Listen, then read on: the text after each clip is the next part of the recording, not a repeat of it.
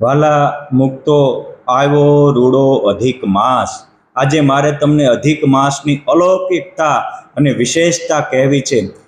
ભારત વર્ષમાં સૂર્ય અને ચંદ્ર બંનેના માપ ચાલે છે। ક્રિશ્ચનોમાં માત્ર સૂર્ય માપ હોય એટલે એ રાત્રે 12 વાગ્યે એના સમય ફરે। ઇસ્લામમાં માત્ર ચંદ્રમાન હોય એટલે એનું સાંજે દિવસ બદલાય। પરંતુ આપણા ભારતીય મનુષ્યોએ સૂર્ય અને ચંદ્ર બંને માનને કહેતા માપને આદર આપી અને આપણી જે આખી ઋતુચર્યા અને જે કાળ ગણનાઓ કરી છે એ અદ્ભુત છે, અનુપમ છે અને પરમ વૈજ્ઞાનિક રીતે પણ સત્ય છે। આ અધિક મહિનો એટલે 3 વર્ષે એકવાર આવતો મહિનો છે। નારદ પુરાણમાં આની વિસ્તારથી કથાઓ લખાણી છે। જ્યારે આ 12 મહિનાનો જન્મ થયો પછી આ અધિક મહિનો એને કોઈ આદર ન આપ્યો એટલે એને મળમાસ તરીકે પણ સત્સંગી જીવનમાં ઉલ્લેખ કર્યો છે। એ તિરસ્કૃત થયો એટલે ભગવાન વિષ્ણુને શરણે ગયો। ત્યારે ભગવાન વિષ્ણુ એનું બાવડું ઝાલી અને ભગવાન શ્રી કૃષ્ણ પાસે ગોલોકમાં લઈ ગયા। પ્રભુના શરણે ગયા ત્યારે શ્રી કૃષ્ણ ભગવાન અતિશય રાજી થઈને કહે છે કે હે માસ, ભગવાન વિષ્ણુએ હાથ ઝાલ્યો એટલે જાણજો કે મેં જ હાથ ઝાલ્યો છે અને તું મારે શરણે આવ્યો, માટે આજથી હું તને વરદાન આપું છું કે મને સેવવાથી જે ફળ થાય, મારું ભજન કરવાથી જે ફળ થાય, મારું પૂજન કરવાથી જે ફળ થાય એ અધિક મહિનામાં કોઈ તારા નામ હું મારું અર્પણ કરું છું એટલે તારું નામ પુરુષોત્તમ માસ થશે। અને આ પુરુષોત્તમ મહિનામાં જેટલું મને સેવવાથી ફળ થાય એટલું જ તને સેવવાથી ફળ થશે। અર્થાત બીજા ગમે એટલા મહિનામાં કામ કર્યા હોય એના કરતાં તારા અધિક મહિનામાં કોઈ જપ કરશે, તપ કરશે, વ્રત કરશે, દાન કરશે, કથા શ્રવણ કરશે, મંગલ કાર્યનો આરંભ કરશે તો એ કરોડ ગણું ફળ આપનારું થશે। એટલે પદ્મપુરાણમાં પણ આ કથા લખાણી છે કે માસા નામ માસ ઉત્તમોયમ પુરુષોત્તમ સંજ્ઞિત યત કૃતમ તત્સર્વમ અનંતમ ફલદાયકમ। દરેક મહિનામાં પુરુષોત્તમ મહિનો એ સર્વોત્તમ કહેલો છે અને આ પુરુષોત્તમ મહિનામાં કરેલા જે કોઈ સત્કાર્ય હોય, સાધુ સંતોને જમાડ્યા હોય, કથાનું શ્રવણ કર્યું હોય, વ્રત તપ કે દાન કર્યા હોય એ કોટી ગણું અનંત ગણું ફળને આપનારું છે। શું કામ આવું મોટું? તો કે પુરુષોત્તમ માસે તો યત કૃતમ પુણ્ય સંચયમ તત કોટી ગુણિતમ પ્રોક્તમ વિષ્ણુ લોકે મહીયતે। બીજા મહિનામાં કરેલું ફળ એ જે કરીએ એટલું મળે, પરંતુ પુરુષોત્તમના મહિનામાં જે કાંઈ ફળ કરવામાં આવે, દાન પુણ્ય કરવામાં આવે, પુણ્યનો સંચય કરવામાં આવે તો તત્વ કોટી ગુણું ભવે, એ કરોડ ગણું ફળને આપનારું થાય। આ વચન મારા નથી, આ વચન સ્વયં વેદ વ્યાસના છે। ભગવાન વ્યાસ ભગવાને આ લખ્યું છે કે અધિકોપી મહિનત્વાત, આ અધિક મહિના હોવાથી સ્વયં કૃષ્ણ ભગવાને આને આવું દિવ્ય ફળ આપ્યું છે। એમાં પણ આવા અધિક મહિનામાં જ્યારે આપણે કાંઈ પણ શુભ કામ કરીએ તો બહુ મોટું ફળ થાય। તમે કહેશો કે અધિક મહિનાનું આટલું મોટું ફળ શા માટે? તો એ નારદ પુરાણના 31મા અધ્યાયમાં વિસ્તારથી કથા છે કે પૂર્વે નૈમિષારણ્ય ક્ષેત્રમાં 86,000 ઋષિ મુનિઓ ભેગા થયા હતા। મોટા મોટા અસિત, દેવલ, અંગિરા, વામદેવ વગેરે મોટા મોટા ઋષિ મુનિઓ ભેગા થયા હતા। એ વખતે ઉગ્ર સર્વા, જેનું શ્રવણ શક્તિ ઉગ્ર છે, જેનું બીજું નામ સુતપુરાણી પણ છે, એવા ત્યાં આવ્યા। ત્યારે અધિક મહિનો ચાલતો હતો અને બધા જ ઋષિ મુનિઓએ ઉગ્ર શ્રવાને વંદન કરી અને પૂછ્યું કે અધિક મહિનાની અલૌકિકતા સમજાવો। ત્યારે નારદ પુરાણમાં આ ઉગ્ર શ્રવા ઋષિ તમામ ઋષિ મુનિઓને કહે છે કે સાંભળો, એકવાર ભગવાન નારદજી બદ્રિકાશ્રમમાં નારાયણ ભગવાન પાસે ગયા અને એને કહ્યું કે આ કળયુગમાં લોકોને બે મોટું તકલીફ હોય છે। એક તો વિષય અને વિલાસમાં માણસ રમમાણ રહે છે એટલે એ રોગથી પણ પીડાય છે, અને કળયુગમાં માણસને અનેક પ્રકારના ભય સતાવે છે, જેને આજ આપણે ડિપ્રેશન કહીએ છીએ ને, એ ડિપ્રેશન ભયનો જ એક ભાગ છે। માણસના મનમાં ટેન્શન ને ભય હોય એને કારણે વ્યક્તિ ડિપ્રેશનમાં વયો જાય છે, અનિશ્ચિત થાય છે, અનિદ્રાના રોગ થાય છે। ભગવાનને પૂછે છે કે આ તમામ દુઃખોથી, ભયથી અને ટેન્શનથી મુક્ત થવાનો ઉપાય શું? ત્યારે બદ્રિકાશ્રમમાં સ્વયં નરનારાયણ ભગવાન નારદજીને કહે છે કે હે મુનિવર્ય, જો આ દર 3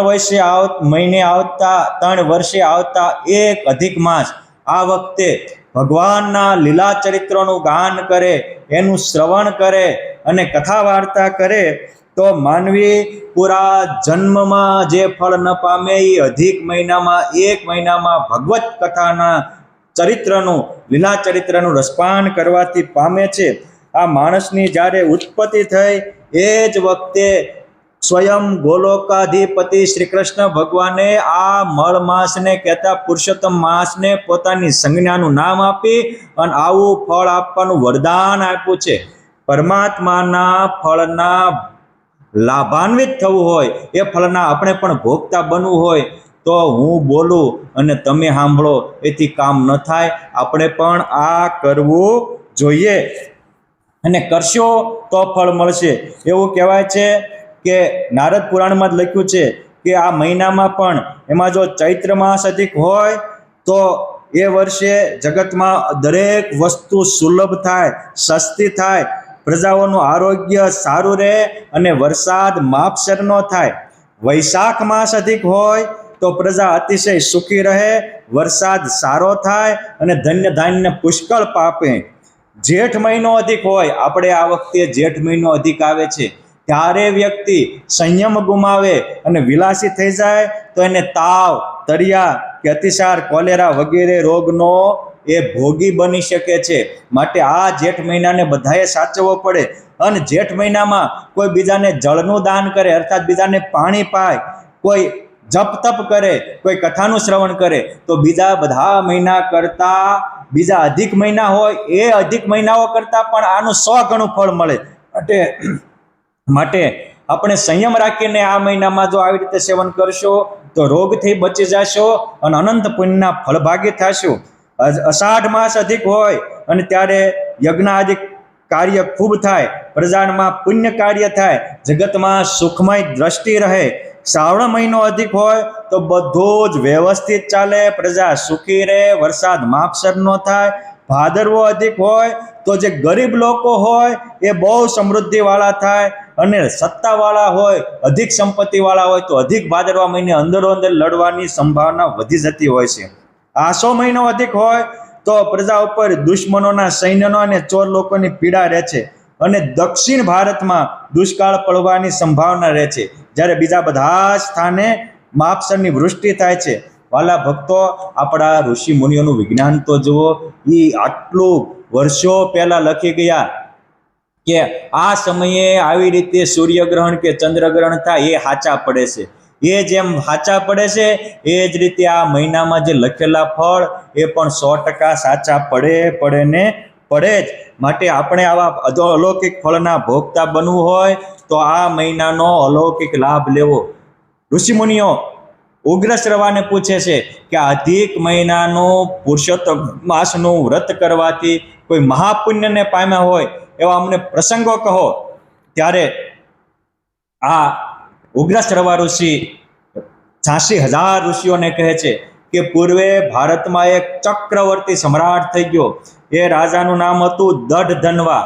એ દઢધન્વા રાજા મહાસમ્રાટ હતો અને પછી તો અતિશય ભોગમાં ફસાયો, વિલાસમાં ફસાયો, પછી ભગવાનને ભૂલી અને જગત માટે જીવતો થયો. એક દિવસ એનામાં રાજ્યમાં અપાર દુષ્કાળ પડ્યો અને લોકો પીડાવા લાગ્યા. પછી રાજા એ જંગલમાં કંઈક સત્કર્ય કરવા માટે નીકળ્યો, દૂર નીકળી ગયો. આ વખતે ગૌતમ ઋષિનો એને યોગ થયો અને પછી એના કહેવાથી એ વાલ્મીકી ઋષિના આશ્રમમાં ગયા. અને વાલ્મીકી ઋષિના આશ્રમમાં ગયા ત્યારે ભગવાન વાલ્મીકી ઋષિ કહે છે કે હે દઢધન્વા રાજા, તને ખબર નથી, પરંતુ આ આવેલા આપતકાળમાંથી ઉગરવાનો ઉપાય એક જ છે અને એ છે પુરુષોત્તમ મહિનાનું વ્રત. પુરુષોત્તમ મહિનાનું વ્રત એટલે શું?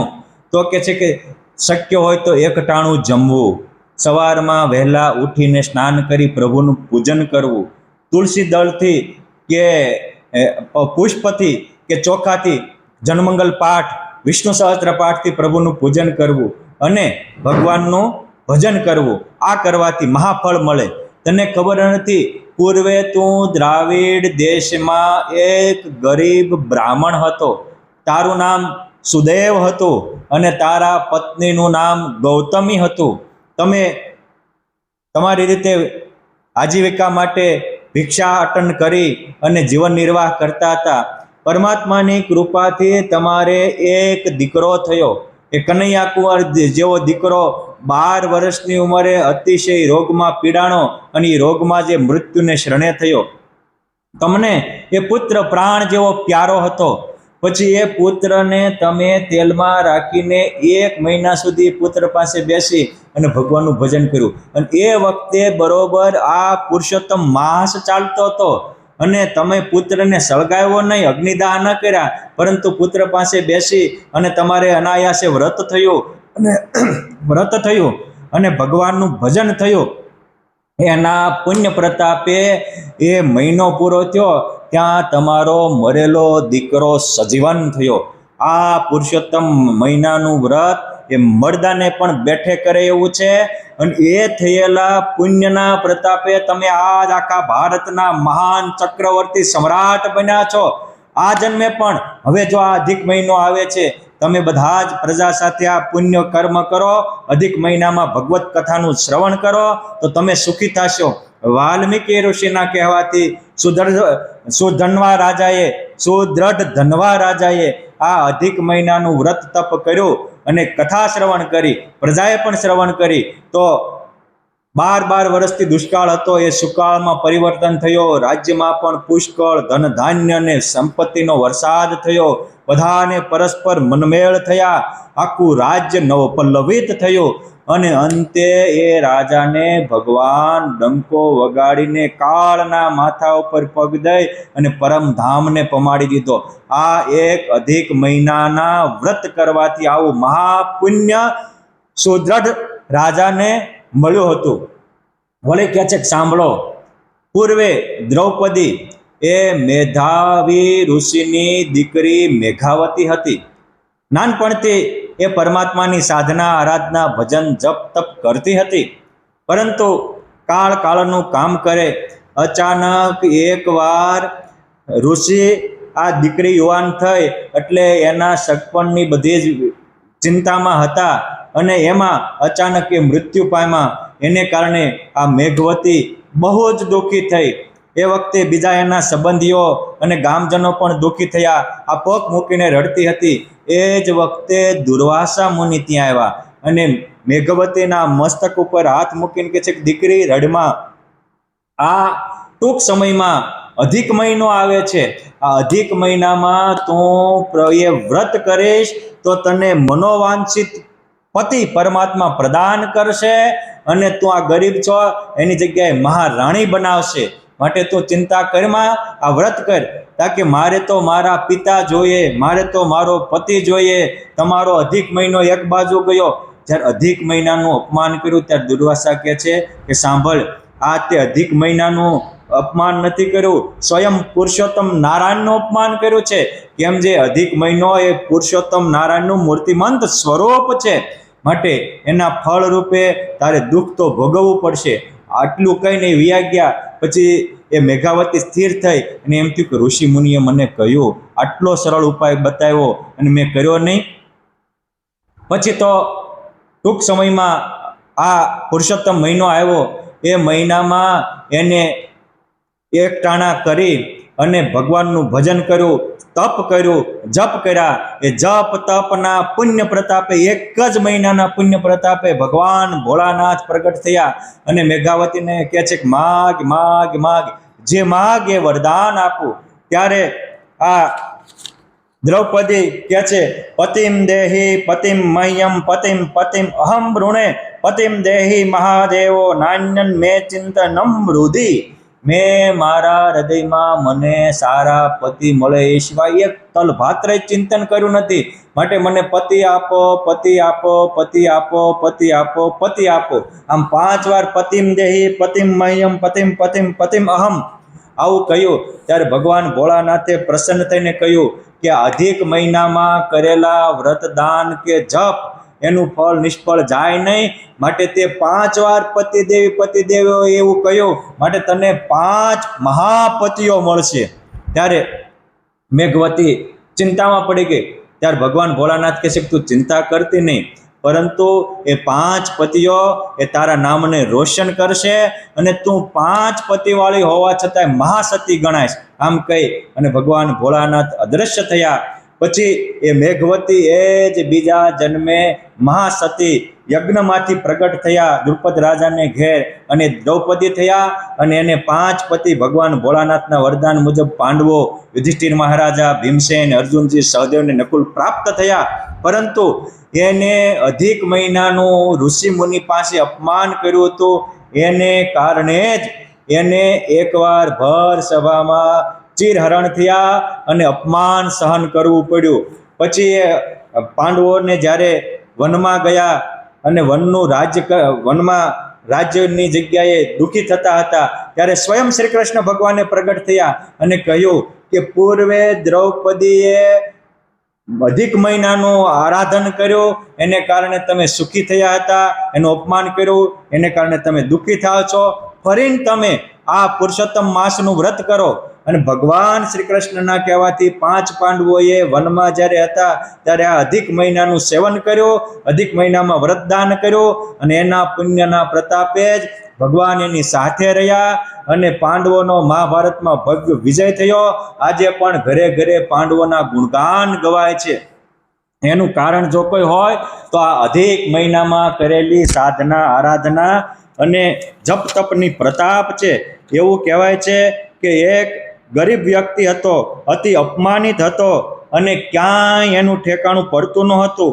ત્યારે એકવાર આ અધિક મહિનામાં આને નજીક એક સંતના શરણે આવ્યો અને સંતના કહેવાથી આ વ્યક્તિએ અધિક મહિનામાં એક ટાઈમ ભોજન કરી પ્રભુનું પૂજન કર્યું, ભગવાનની કથાનું શ્રવણ કર્યું. આ સંતના વચને પુરુષોત્તમ મહિનામાં આ ગરીબ માણસે આટલું અધિક ભજન સ્મરણ ને કથા શ્રવણ કર્યું. એના પુણ્યના પ્રતાપે આ મહિનો પૂરો થયો. ત્યાં ભગવાને એને સાક્ષાત્કાર દર્શન દીધા, આ લોકમાં પણ સુખ શાંતિ અને અલૌકિક સ્થિતિ આપી, અને અંતે કાળના માથા ઉપર પગ દઈને એ પરમાત્માને ધામને પામ્યો. આવી અલૌકિક ગતિ અધિક મહિનામાં કરેલા સાધના આરાધનાથી થઈ હતી.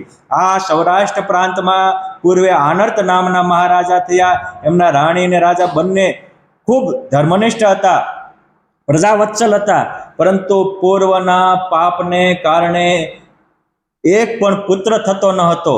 ત્યારે ઋષિઓના કહેવાથી આનર્ત રાજાએ આપણું ઘેર આજે સોમનાથ મહાદેવ છે, પ્રભાસ ક્ષેત્ર છે, ત્યાં અધિક મહિનામાં વ્રતદાન કર્યા, પુણ્યદાન કર્યા, અને એના પ્રતાપે એને દેવ જેવો દેદીપ્યમાન સુબ્રહ્મણ્ય નામનો પુત્ર થયો, જેને આખા ભારત વર્ષમાં રાજ્ય કરી આખા ભારત વર્ષને સુખ શાંતિ અને અલૌકિક સ્થિતિ પ્રાપ્ત કરાવી હતી.